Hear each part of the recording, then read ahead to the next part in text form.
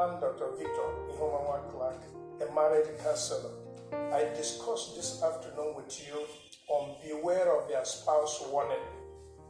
Beware of your spouse warning.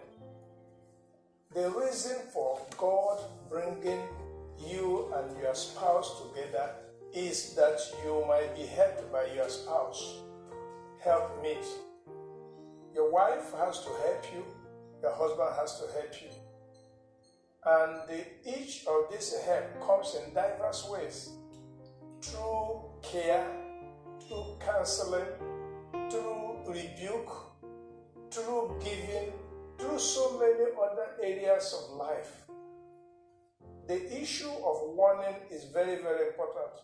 Very many times, people do not take warnings very serious. Warnings should be taken very, very serious because whenever there is a danger, warning comes. Warning cannot come in the absence of danger. So danger, the presence of danger provokes warning. And when anybody does not take care of such issues that provokes the warning, there is chances that they will run into very serious problems. That is why I want to discuss about the issue of warning. Beware of your spouse warning. Sometimes ego in men does not allow them to heed to their wife's warning or counsel. Also, it happens in the life of women too, who for one pride or the other may not be interested in heeding to their husband's caution. Now, I want to tell you some stories about couples who disregarded their spouse warning and they paid dearly for it. Let me begin from the scriptures, the Bible. The story about Pilate. Pontius Pilate was the procurator in Israel, Judah in particular. And the story has it that when Jesus was brought to him to examine by his work whether he should be prosecuted, tried or not, when Jesus was brought to him, the wife sent a message to him that she had had several scaring dreams about the trial, that he, Pilate, should be careful what he would do to the man, Jesus Christ, that Jesus was a righteous man, that he should make sure that he does not sentence him wrongly. She warned him seriously. But Pilate did not heed to that counsel. Pilate went ahead and condemned Jesus Christ, and they went forth to wash his hand with detergent, thinking that that could take away his sin. He was guilty, and his family was guilty of killing the righteous man. He did not listen to the counsel of the wife. Sometimes the pride or ego of men may not allow them to heed to very important warnings, and this is very, very bad. And whenever such warnings are not heeded, the repercussion comes upon every member of the family, including the one that won. They partake of the consequences of such warnings. Therefore, protect your family, protect your household, protect yourself, protect the interests of the family by heeding to your spouse warning. It will help. Another person also was in the contemporary society, was Julius Caesar. Julius Caesar, we know, the emperor of Rome, was a time he was to address the senators of Rome. As he was preparing to go to the Senate chamber to address the senators, the wife warned that they should be careful of going to the chamber to address the senators, that she saw blood, she saw everything evil, that she saw death coming. But the husband said, if there is anything to fear, that fear should fear Caesar. And he mounted the horse and went to the capital. On arriving there to address the senators, then he was stabbed And they rushed to his closest friend, Brutus.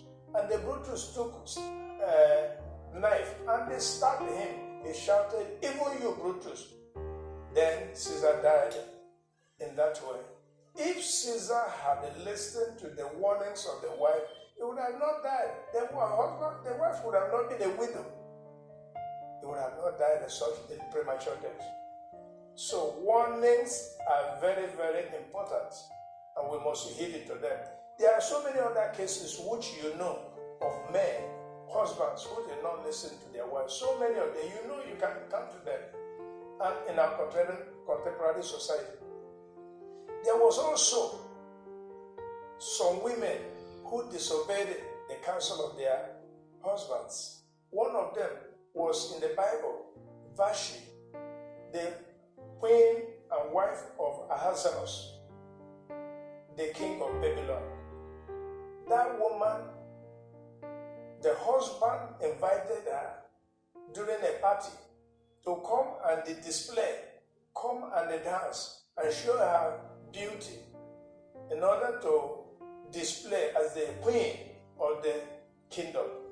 But that woman disobeyed her husband. He did not listen to the husband's counsel to come. She refused to come for whatever was her personal reason. He did not heed. Then this led to her dethronement. She was removed as the queen, and Esther took up and became the queen. She lost the throne. She lost the queenship. She lost everything. All that was surrounding, all the perks of the office of the queen, all the glamour, all the honor, all the respect, she lost it in a single day by just single disobedience. He lost it. The wife of Job also, you could remember, was another person. The wife of Job lost her position as the wife of the richest man of the East because the husband warned her, "Why are you speaking like a foolish woman? You don't need to speak." He warned that it was speaking like a foolish woman was a warning. At that point, the wife of Job would have stopped. She continued speaking, accusing both Job and the God.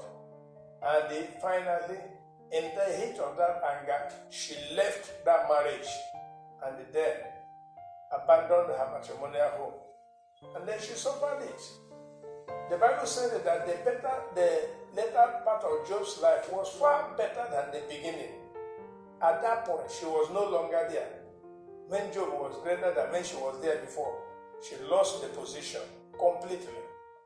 So, we have to know that we need to listen to our wife's counsel. Whenever a woman is pointing a finger towards any issue, every good husband should pause and listen and watch carefully, because women are very, very sensitive to issues, sensitive to so many issues, and any danger signal, they have to call upon it, warn against it on time. So it will be very, very nice for men.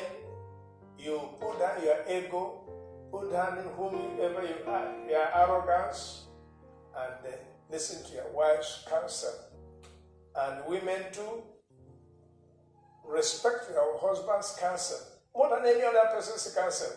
Sometimes some women take advice from outsiders more than their husband. Sometimes women have more respect for outsiders, more respect for their pastors, more respect for their co-workers, colleagues, some other people outside there, more than their husband. It's an error. Your husband is very, very, very much in a better position to give you counsel, and accept to that counsel. Unless what he's telling you is wrong.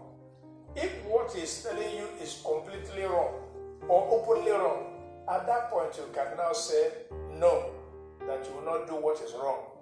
But when you have not identified what he's telling you as being wrong, please listen to your husband's counsel, listen to your wife's counsel, you will do well. As you do this, I pray for your family, I pray for your marriage, that your marriage will do well, your family will do well, your marriage will not fail, your family will not fail. You will go very far in life, enjoy the bliss of your marriage.